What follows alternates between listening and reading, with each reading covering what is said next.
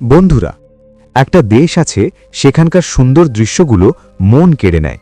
সারা পৃথিবী থেকে পর্যটকরা সেখানে যাওয়ার কারণও ঠিক এটাই। সেখানকার মেয়েরা সবচেয়ে সুন্দরী বলে খ্যাতি আছে, আর ফ্যাশন ট্রেন্ডগুলো শুরু হয় ঠিক সেখান থেকেই। একজন রাজা মাত্র আধ ঘন্টা রাজত্ব করেছিলেন, এমনকি মৃত ব্যক্তির সঙ্গেও বিয়ে করার সুযোগ আছে। অবাক লাগছে তো? হ্যাঁ, আজ আমরা কথা বলবো ইউরোপিয়ান ইউনিয়নের সবচেয়ে বড় দেশ ফ্রান্স নিয়ে। ফ্রান্সের অফিসিয়াল নাম ফ্রেঞ্চ রিপাবলিক। এই দেশের জনসংখ্যা প্রায় ৬,৮১,০০,০০০।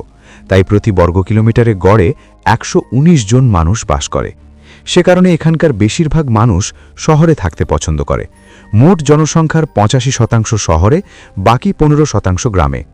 তোমরা জানো কি, পৃথিবীতে সবচেয়ে বেশি পর্যটক যে দেশে যায় সেটা ফ্রান্স। এখানকার অপূর্ব দৃশ্য আর চমৎকার আবহাওয়ার জন্য প্রতি বছর ৭ কোটি থেকে ৮ কোটি পর্যটক আসে। এত মানুষ আসার কারণেই ফ্রান্স পৃথিবীর সবচেয়ে বিশেষ দেশ হয়ে উঠেছে। এটা সত্যি অবাক করা ব্যাপার না? ফ্রান্সের মেয়েরা খুব স্টাইলিশ আর বন্ধুত্বপূর্ণ বলে সারা বিশ্বে নাম আছে। তাই ফ্যাশনের ব্যাপারে তারা সব সময় এগিয়ে থাকে। পৃথিবীর সব ফ্যাশন ট্রেন্ড ফ্রান্সের রাজধানী প্যারিস থেকেই শুরু হয়। এছাড়া ফ্রান্সে অনেক এয়ারক্রাফট তৈরির কোম্পানি আছে। তারা অত্যাধুনিক প্রযুক্তি ব্যবহার করে। মনে আছে কি, সম্প্রতি আমাদের ভারত ফ্রান্সের সঙ্গে একটা বড় চুক্তি করেছে? সেই চুক্তি অনুযায়ী আমাদের রাফায়েল ফাইটার জেট বিমান এসেছে। এটা পৃথিবীর সবচেয়ে উন্নত ফাইটার জেট টাইপ। তাই এর জন্য পাকিস্তান আর চীন দুটো দেশই চুপচাপ হয়ে গেছে। ফ্রান্সের নিজস্ব স্পেস সেন্টার আছে, যাকে গায়ানা স্পেস সেন্টার বলে।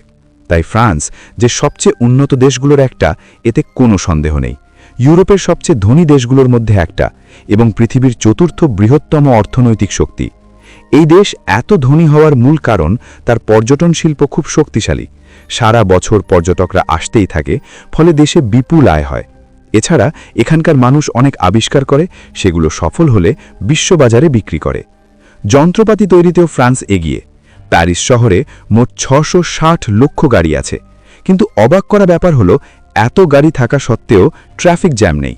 এটা সম্ভব হয়েছে কারণ এখানকার মানুষ খুব শৃঙ্খলাপরায়ণ এবং নিয়ম মেনে চলে।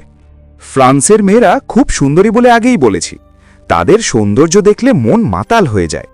কিন্তু বাইরের সৌন্দর্যের চেয়ে ভিতরের সৌন্দর্য আরও অসাধারণ। সবার সঙ্গে খুব বন্ধুত্বপূর্ণ আর সম্মানের সঙ্গে ব্যবহার করে। প্রেমের ব্যাপারেও তারা এগিয়ে। ফ্রান্সের মেয়েরা খুব রোম্যান্টিক স্বভাবের। মিষ্টি কথা বললে তাড়াতাড়ি প্রেমে পড়ে যায়। তারা এত ভালো যে তুমিও না জেনে তাদের প্রেমে পড়ে যাবে। তাই ফ্রান্স যাওয়ার আগে তোমার হৃদয়কে নিয়ন্ত্রণে রাখো, নইলে বাড়ি ফেরা কঠিন হয়ে যাবে। ফ্রান্সে আরেকটা অবাক করা ব্যাপার, এখানকার মহিলারা পৃথিবীতে সবচেয়ে বেশি বছর বাঁচে। এর কারণ তারা নিজেদের স্বাস্থ্য আর ফিটনেসের দিকে খুব খেয়াল রাখে। প্রতিদিন অন্তত একবার ব্যায়াম করে, জগিং করতে পার্ক বা গার্ডেনে যায়। হয়তো এই কারণেই তারা এত সুন্দর দেখায়। ফ্রান্স সরকার ২০১৬ সালে একটা অসাধারণ নিয়ম চালু করেছে। সেই নিয়ম অনুযায়ী দোকান বা রেস্তোরাঁয় বাকি থাকা খাবার বিক্রি করার পুরো অধিকার আছে। কিন্তু কোনো খাবার বিক্রির অযোগ্য হলে সেটা ফেলে দেওয়া যাবে না, বরং বাকি খাবার গরিবদের দান করতে হবে।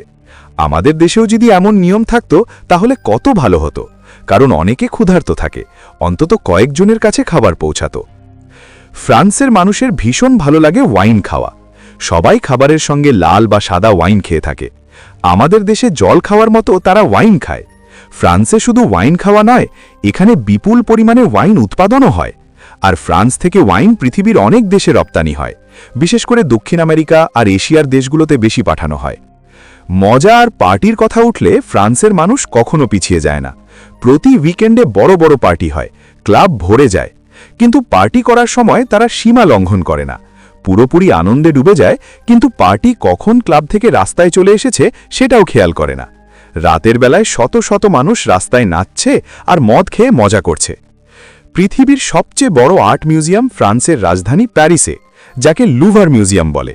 এই মিউজিয়াম এত বড় যে তুমি সব আর্ট পিস মাত্র ৩০ সেকেন্ড করে দেখলেও পুরোটা দেখতে প্রায় ৪ দিন লাগবে। এখানে পৃথিবীর সবচেয়ে বিখ্যাত আর্টওয়ার্ক অনেক আছে, তার মধ্যে লিওনার্দো দা ভিঞ্চির মোনালিসা আর ভেনাস অফ মিলোর মতো।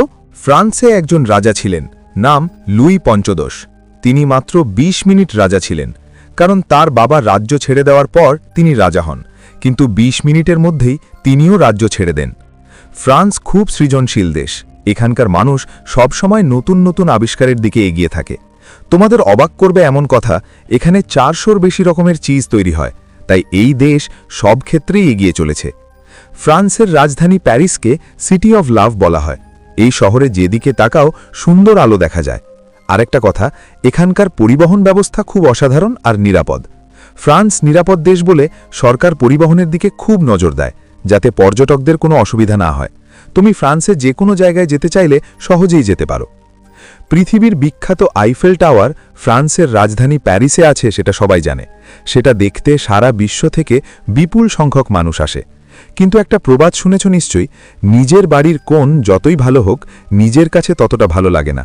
ঠিক তেমনি আইফেল টাওয়ারের সঙ্গেও হয়েছে। একজন ফরাসি লেখক গি দ্য মোপাসঁ এই টাওয়ারকে খুব পছন্দ করতেন না, কারণ প্যারিসের যে কোনো জায়গা থেকে টাওয়ার দেখা যায়। তাই তিনি টাওয়ারের নিচের রেস্তোরাঁয় খেতেন, যাতে টাওয়ার না দেখা যায়। ফ্রান্সের মানুষ যে খাবার সবচেয়ে বেশি পছন্দ করে সেটা এসকার্গো বলা শামুক। তারা বছরে প্রায় 25,000 টন শামুক খায়। গড়ে একজন মানুষ বছরে 500 শামুক খায় বলে অনুমান। এখানে শামুক খাওয়ার অনেক রকম রেসিপি আছে, কিন্তু তারা বাটার আর গার্লিক দিয়ে রান্না করে খাওয়াটাই সবচেয়ে পছন্দ করে। ফ্রান্সের মানুষ ছুটির দিনে শামুককে স্পেশাল খাবার হিসেবে খায়। ফ্রান্সের ট্রেনে পোষা প্রাণী নিয়ে যেতে হলে তাদেরও টিকিট কাটতে হয়, বিশেষ করে ওজন 5 কিলো ছাড়ালে। বিশ্বাস করো বা না করো, ফ্রান্সের মানুষের মধ্যে ঈশ্বরের ওপর বিশ্বাস খুব কম। এই দেশে 54% মানুষ বলে ঈশ্বর নেই। তাদের মনে হয় নিজের জীবন নিজেরাই ঠিক করব, পৃথিবীতে কেউ আমাদের নিয়ন্ত্রণ করতে পারবে না। তাদের কাছে কর্মই ধর্ম, তাই তারা শুধু নিজের কাজের দিকে মনোযোগ দেয়। আসলে এটা ঠিক কথা, কারণ কাজ করলেই প্রগতি আসে, আর সেটা দেশের জন্য ভালো। বন্ধুরা, ফ্রান্স পৃথিবীর সবচেয়ে সুন্দর আর বিশেষ দেশ নিয়ে এই কথা। এই ভিডিও কেমন লাগলো কমেন্টে বলো। ফ্রান্স নিয়ে কোন জিনিসটা তোমাদের সবচেয়ে ভালো লেগেছে? তোমরা কখনো ফ্রান্সে গিয়েছো? তোমাদের অভিজ্ঞতা কেমন ছিল কমেন্ট করে জানাও।